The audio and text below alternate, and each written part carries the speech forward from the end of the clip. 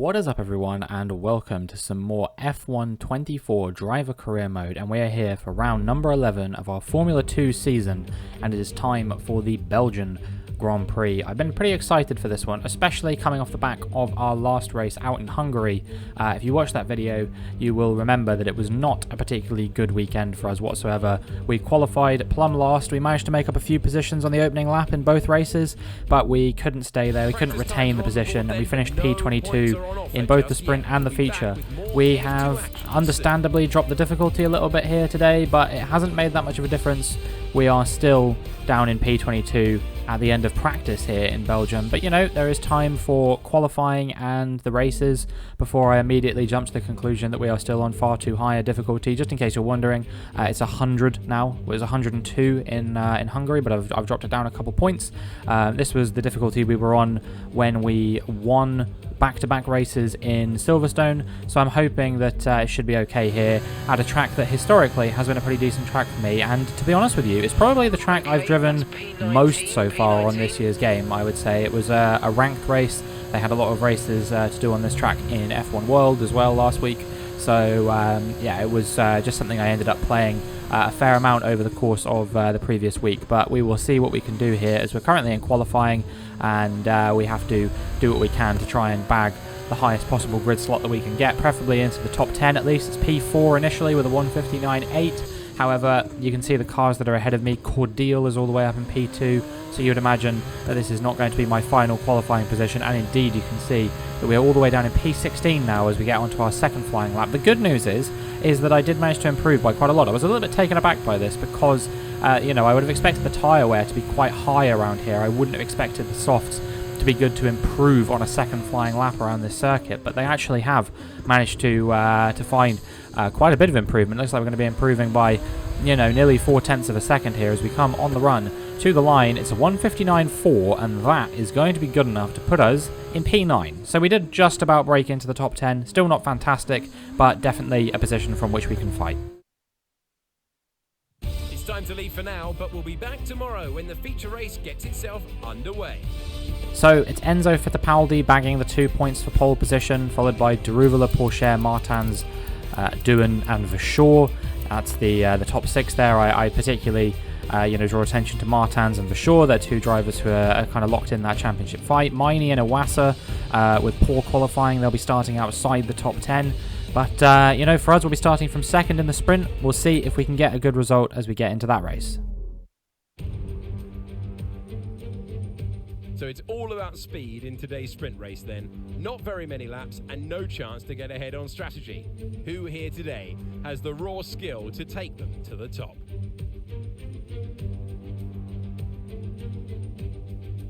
So here we are again, a whopping 3.5 miles of track here at Spa, featuring long straights, some seriously fast corners, and some massive elevation changes. This is a track that routinely delivers high-quality racing, and we'll be hoping to see just that from our young F2 drivers today.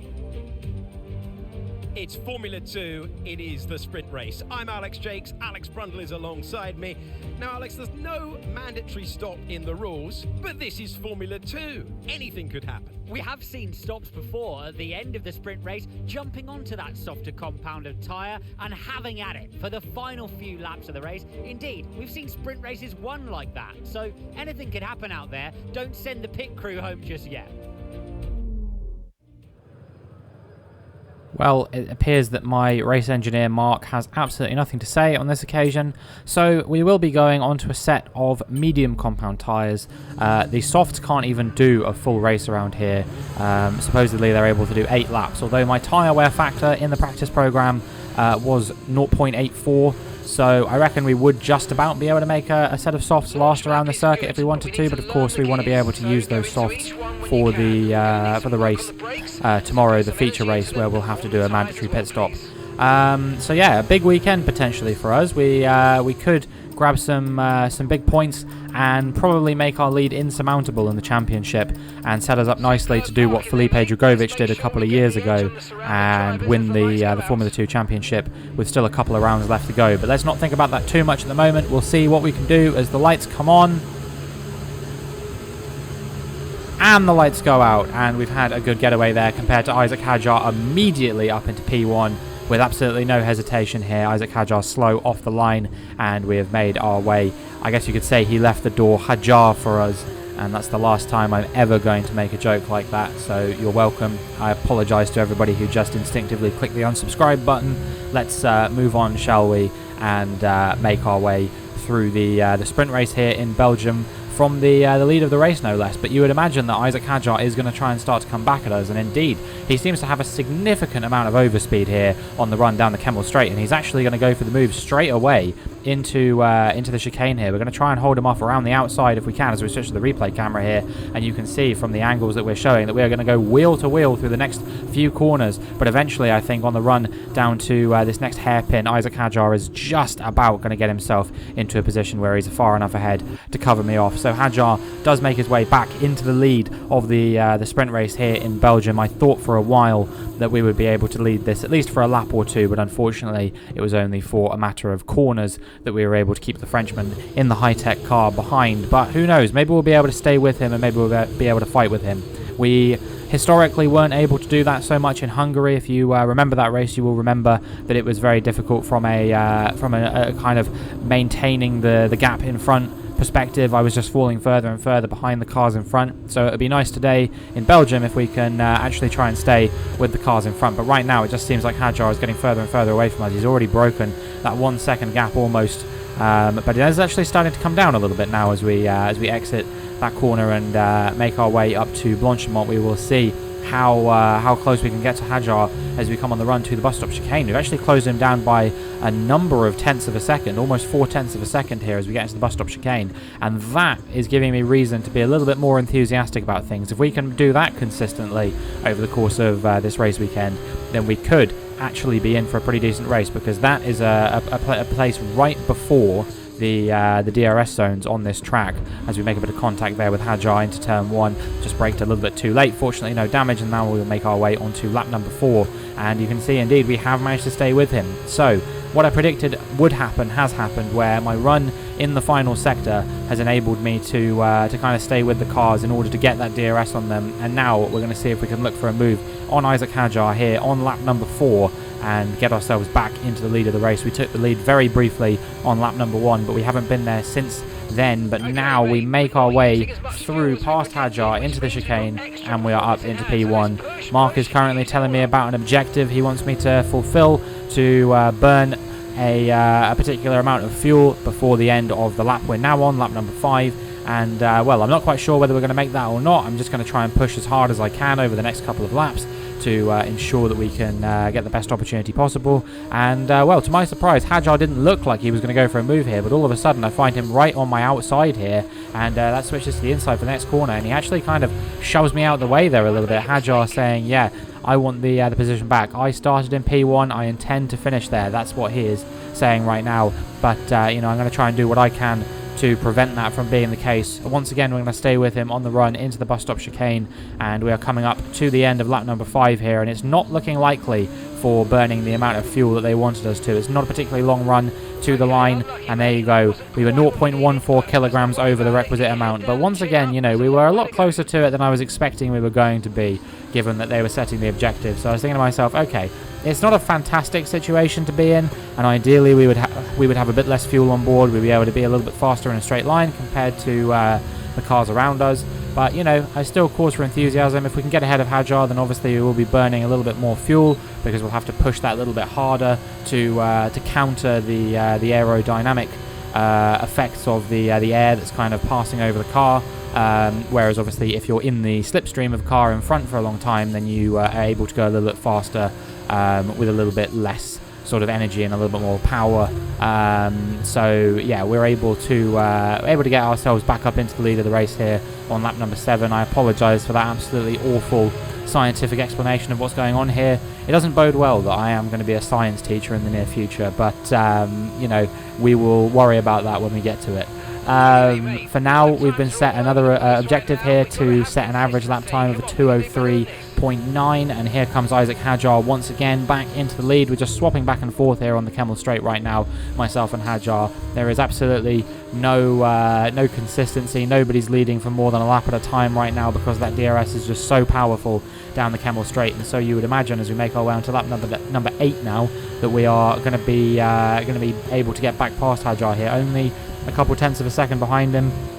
Not sure what I was trying to check on my MFD there, but either way, we're going to go for a bit of an attack here on Isaac Hajar. We almost got past him without the DRS, but now that the DRS is active, we're going to switch to the outside. I saw that he was trying to cover off the inside. I said, okay, you do you, bro, and made our way up into P1 once again with just a lap to go here now.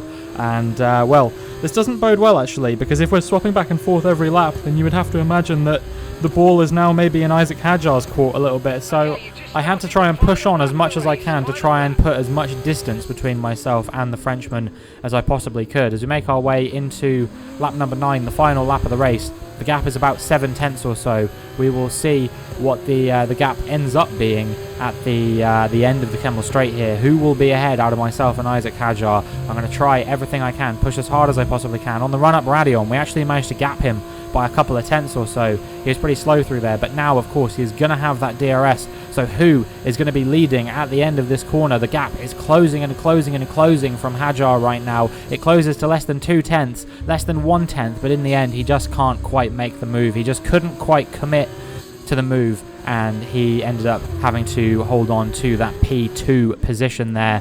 Maybe if I make a mistake still, there could be an opportunity for Hajar to get back in this race, but you would have to say that the ball is very much in my court now. For probably the first time in this race, I've genuinely felt like, you know, there was a pretty good opportunity of winning this race. If things had worked out differently and, you know, Hajar had not got past me on a particular lap beforehand or something like that, you know, if I'd have been overtaking him on the on the odd numbered laps, then I would have felt a lot better about it. Because, you know, I was thinking to myself, well, if I was swapping back and forth, then I just need to calculate what lap I need to be overtaking him on to make sure that I overtake him on the final lap. But as we come around the final corner, it was enough. We ended up crossing the line. We completed the objective that we were set as well. And so that is going to be a nice 10 points here. And I think we actually got the fastest lap as well. So 11 points. Very happy with that result. And yeah, hoping that we will be able to now come through the field in the feature race from P9 on the grid and see if we can score some more big points. Well, what a drive it was to take the win for PHM by Charouz today. Well, the sprint win's not where the big points are handed out, but it sets them up well for tomorrow and gives a lot of confidence for the longer feature.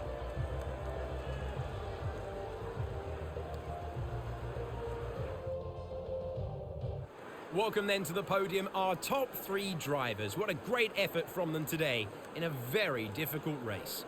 Well, it was a hard-fought battle between myself and Isaac Hajar, but in the end, the stronger driver prevails. Isaac Hajar, you know, he's having a pretty decent season for somebody who I believe is a rookie, and you know, maybe we will see him in Formula 1 one day, but I would imagine next season will not be the time. And then it's Zane Maloney completing the podium there, another rookie, of course. So yeah, 3 rookies on the podium here today. Pretty exciting stuff, although I don't know if you can really call me a rookie anymore. After all this drama, you'd be mad not to join us for the next race. We hope to see you there. Take care. Yeah, I'd be reluctant to describe myself as a rookie anymore, just for the simple fact that, you know, we are really, really close to winning the championship at this point. I'll show you the standings at the end of the feature race, but we are leading by, I think, over 100 points at this stage. So, yeah, things are looking up for us. Things are looking very, very strong, the situation that we're currently in. And the number of wins that we've got so far this season is getting to the point of being almost record-breaking, I would imagine. It just feels like we are set up for win after win after win. I mean, we got, what, 1 in Saudi Arabia, and then we got our 2nd in Australia. We did the double in Imola. I can't even remember what race came after Imola. I think it was Monaco. We got a win there, so that's 5. Spain, we didn't win in, of course. What other tracks were there? There was Austria. We did get a win there, so that's number 6. Silverstone, we got 2, so that's 8. So this was win number 9 of the season in round number 11. I mean, that is pretty outstanding. You would have to say. Obviously, I know there were a couple of difficult weekends, Baku and Hungary, where we weren't able to add to our win tally, and we also didn't pick up any wins in Bahrain or Spain either. But we did at least get some decent points finishes in both of those weekends. But yeah, of the races we've had on the calendar, at least 7 of them I've got victories at. Is that right? I'm trying to think. If we've had 9 wins, surely that can't be right if we've had 2 doubles as well. But yeah, I mean, what do I know? Maybe I've not counted one. Maybe it's 10. Either way, it's been an incredibly strong season for us the whole way through. We're starting to get to the tail end of it now. Only a few more races after this one, of course. You know, we've got the feature race here today, and then 6 more races across 3 weekends in Zandvoort, Monza, and Abu Dhabi. And you know, I'm looking forward to all of those. Even if we do wrap up the championship before the end of the season, which is looking ever more likely with the level of performance we've shown here today, you know, I still will endeavour to do as professional a job as I could do, and deliver as many strong results as I can to try and prove that I should be in Formula 1. But you know, it definitely is looking more likely now that we're going to wrap up this championship sooner rather than later, because you know, we're in a position where you know, I was wondering if we were going to struggle at this race once again, but it's not looking like that. Of course, I'm going to up the difficulty for the feature race to 101, and maybe that will nerf me a little bit, but either way, I'm going to push as hard as I possibly can, try and maximise the amount of points I score in the feature race, and we'll see what we can do as we get into it. It's Saturday, and that means we're preparing for today's Formula 2 event here in Spa. As the cars are being prepared, let's join them trackside for the start of what promises to be a terrific race. So here we are again, a whopping 3.5 miles of track here at Spa, featuring long straights, some seriously fast corners, and some massive elevation changes. This is a track that routinely delivers high-quality racing, and we'll be hoping to see just that from our young F2 drivers today. We're almost ready to go then, and this is what the starting grid looks like for today's race. A fantastic effort from Enzo Fittipaldi yesterday puts him on pole position, and it's Jan de Ruvela in P2.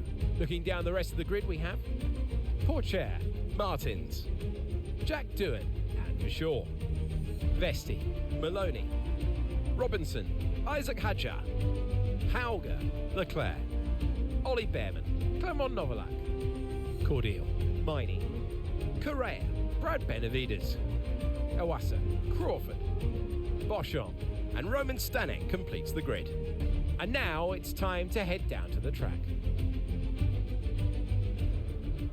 It is the Formula 2 race. It is time to introduce you to Alex Brundle. I'm Alex Jakes, and we've got changeable weather out there today. That's making for some nervous team personnel down in the paddock, down in the pit lane. Well, uncertainty is what strategy's all about, but it absolves the teams from the responsibility of running both compounds of tyre. They might have to use that wet tyre, of course, and then the question is, where do those crossovers lie between the wet and dry conditions?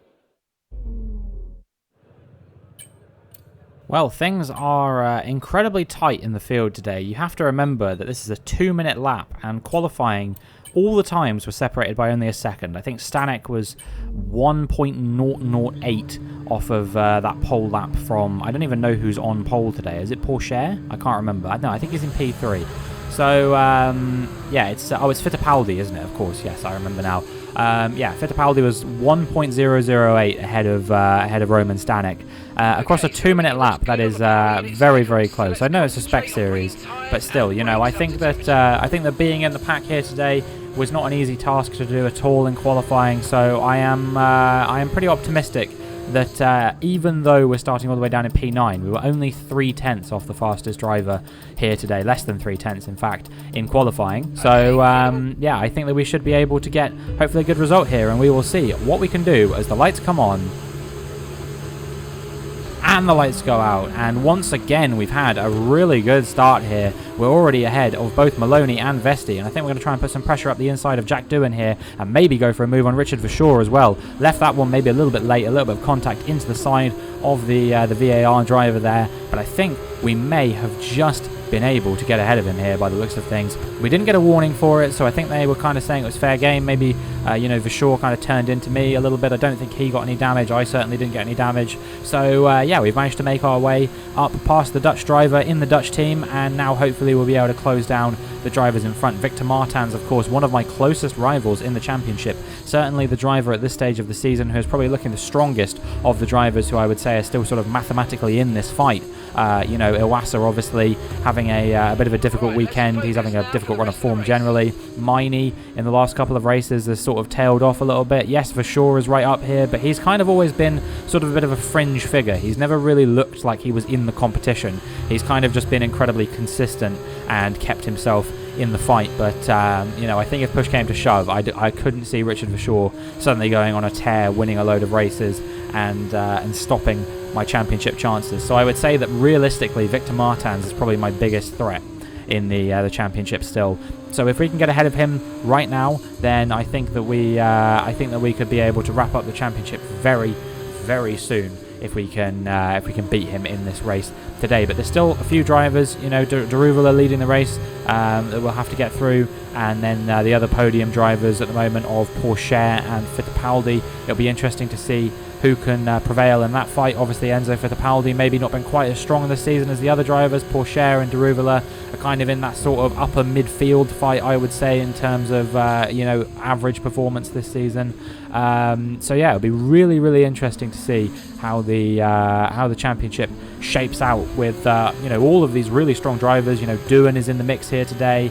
I don't know who else is sort of in that top 10 point scoring positions at the moment. I think Vesti's there, and he's having you know, an okay season. It'll be really interesting to see how things shake out.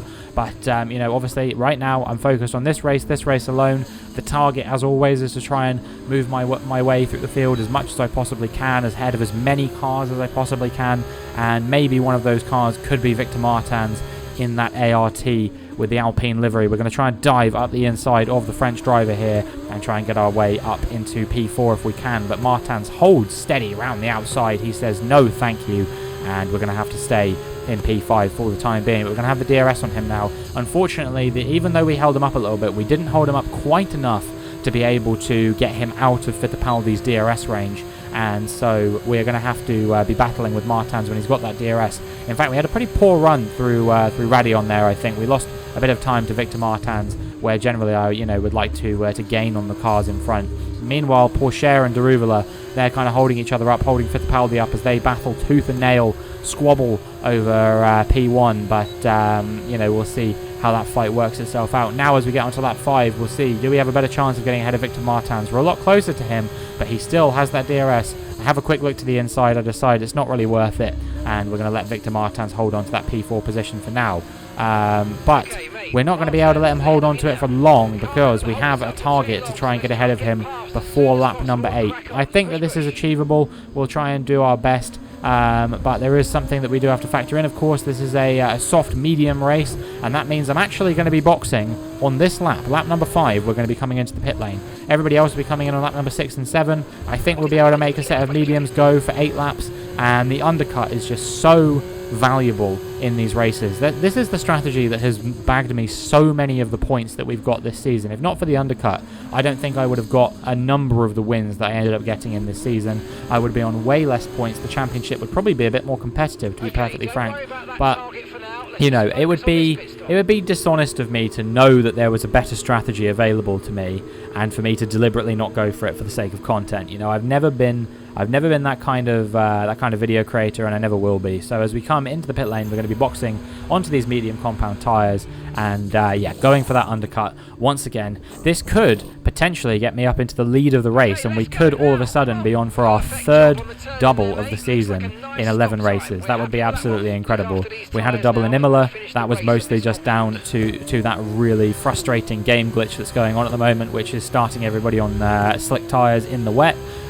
You know, if it hadn't been for that, probably I would not have won either race that weekend. At least I definitely wouldn't have won both, I don't think. And then Silverstone, we did just have the pace to absolutely walk the rest of the field. Théo Pourchaire, of course, was in that battle with Johan Daruvula here for P1, and we are 7 tenths ahead of Théo Pourchaire right now, 8 tenths in fact.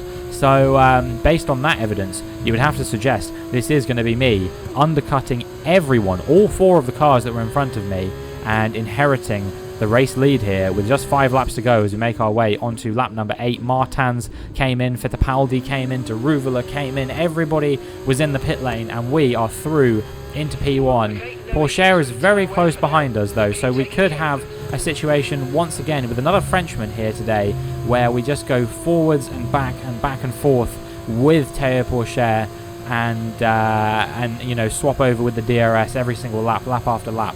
If that's the case, then once again we actually find ourselves in a position where I was going to say this is the bad angle of things, but actually this is the good one. He's overtaking me on the even numbered laps at the moment, so yeah, we may be on course to win this race as long as, you know, for some reason this sort of sequence of trading back and forth doesn't get disrupted. There's no guarantee that even we will be trading back and forth with him necessarily, because you have to remember that he is on slightly fresher tyres this time. That's the difference. We have that objective to burn the fuel as well. I didn't really mention that, but that was something that was brought up, and we're going to go for the move up the inside now as we switched to the inside. We were on the outside initially of Théo Pourchaire. We're going to be on the outside for this next corner with the French driver. He at least gives us a bit of room, unlike Hajar in the sprint race when we went wheel to wheel through this sequence of corners, and we are still going to be wheel to wheel with Théo Pourchaire. We keep our foot in. We're going to try and hold on to the inside of the next corner,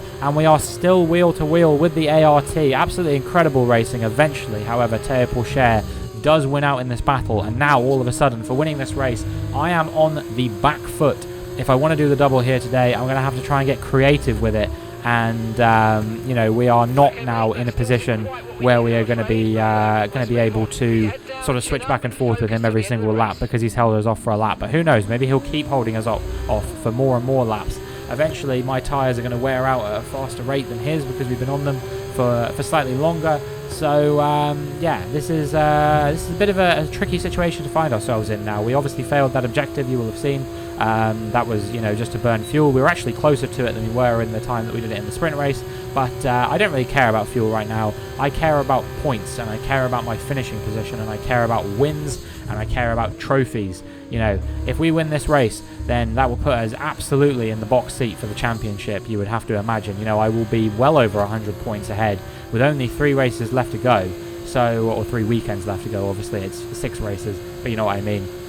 So we make our way back initially past Théo Pourchaire, but I think he's now going to come back at us on lap number 11. Indeed he does. He's up into P1 once again. The French driver making his way into the lead of the Belgian Grand Prix, obviously not too far away from France. I'm sure there will be a number of home fans here to see not only Pourchaire but also Hajar, Novalak, Martins, all of the French drivers who are on the grid on this F2 season.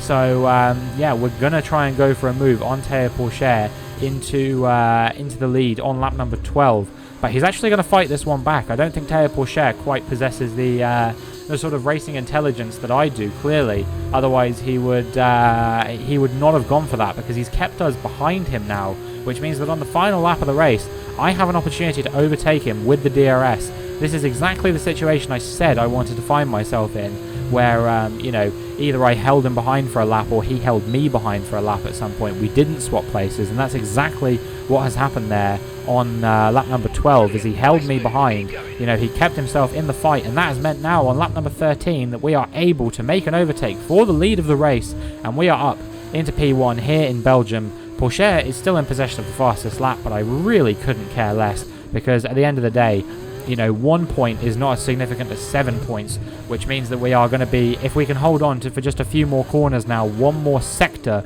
of this racetrack, then we will be the winner here. We will do the double for the 3rd time this season, and we will outscore Théo Pourchaire by 6 points with his fastest lap, of course. You know, he gets that extra bonus point, but yeah, it will be a maximum gambit really of 25 points. We'll have got 11 points in the sprint race as well. This will have been an absolutely sensational weekend for us, where basically the only points we didn't get once again were the feature race fastest lap point, and also the qualifying points, of course. So as we round the final corner, we're going to cross the line to take P1 for the 2nd time this weekend. What an absolutely sensational result. Oh man, that's it! It's all over, and you are the world champion! What a drive, what a season, well done!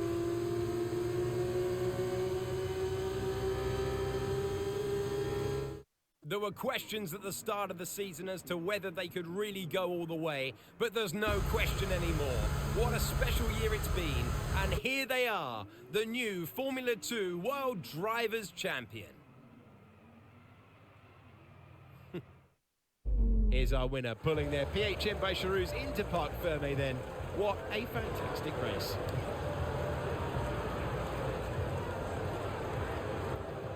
That's what drivers dream of when they first step inside one of these brilliant junior racing single-seaters. Formula 2 champion, and the next step is Formula 1.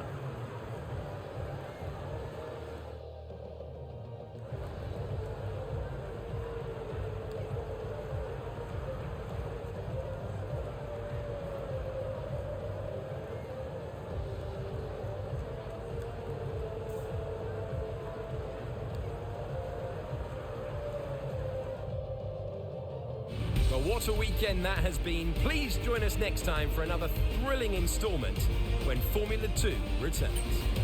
Well, I guess they just didn't feel like showing us a podium sequence, but yes, it is true. We are the world champion with 6 races to go, 3 weekends left to go in our rookie season, no less. And surely this is one of the most impressive performances that has ever been showcased in a Formula 2 World Championship. We are mathematically unbeatable with 6 races left to go. Yes, of course, 3 of them are sprint races. But we are 117 points ahead of Richard Verschoor now, who makes his way up into P2 in the championship off the back of that weekend, on which he did finish on the podium, just in case you were curious. It was myself, POURCHAIRE and Verschoor making out the top 3 there.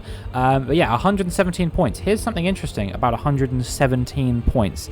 The maximum number of points you can score in a Formula 2 race weekend, you can get 2 for qualifying, 2 for fastest laps in both races, 10 for the sprint race victory, and 25 for the feature race victory. That adds up to a total of 39. Now, if my mathematics is correct, 39 multiplied by 3 is 117, which means I have exactly the right amount of points to be able to win the championship this weekend. If I had scored any less, then it would have rolled over until at least the sprint race in Zandvoort. But it always feels a little bit specialer, I think, when you win the championship in a feature race as opposed to a sprint race. I remember that F1 season last year in 2023 when Max Verstappen, of course, mathematically wrapped up the championship in the sprint race in Qatar, and it was a bit crap watching him win a Formula 1 World Championship on a Saturday, and I knew there was going to be this whole narrative of like, he's the first driver to ever win a championship on a Saturday, like anyone cares. You know, at the end of the day, he just won the championship.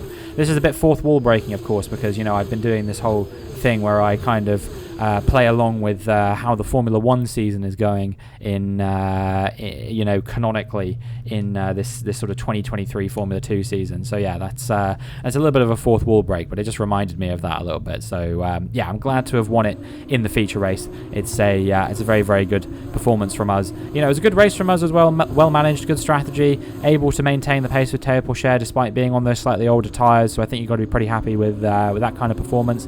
And yeah, I mean, surely at this point, surely we've won the championship with 6 races left to go. I'm going to try and show up and do as professional a job as I can to make sure that the Formula 1 teams don't suddenly lose interest in me over the course of you know, the sort of victory laps that I'll be doing for the next 6 races. But yeah, I mean, surely someone has to take notice. Surely someone has to sign me. Surely there can't be somebody this good in Formula 2. I know obviously we've had situations with Dragovic and Piastri and all of these drivers, even Pourchaire in real life, if we fourth wall break once again. You know, all of these drivers who have had these absolutely sensational seasons in Formula 2, and yet they haven't been picked up by Formula 1 teams, or at least, you know, they've had to spend a year sitting on the sidelines or something like that. Surely we will not have to be in this position where we have to spend a year on the sidelines. We have, you know, made things as difficult for ourselves as we possibly could. You know, we continually increase the difficulty of the racing. We've got medium Formula 1 entry requirements. I'd actually be very curious to see if there is an opportunity where you can't get into Formula 1 if you set medium Formula 1 entry requirements. I really want to know if that actually does make a difference or not, because I always play with it on and it doesn't seem to make a lick of difference no matter how many points I score. But surely someone has to take notice. Surely, you know, know, I'm in the Ferrari Driver Academy. Surely Ferrari can give a call to Haas or Alfa Romeo, one of their customer teams, and say, hey dudes, please sign this guy. He is so unbelievably good. He has walked the Formula 2 Championship in his rookie season, no less. Surely somebody must want this guy in their Formula 1 team at the expense of literally anyone. You know, there is so much dead weight in both of Ferrari's customer teams. Surely they will take a chance on a rookie now if he has delivered this level of dominance in his rookie season in Formula 2. But that is going to be it for this video. So if you enjoyed, please make sure you like and subscribe, and hopefully I will see you in the next one.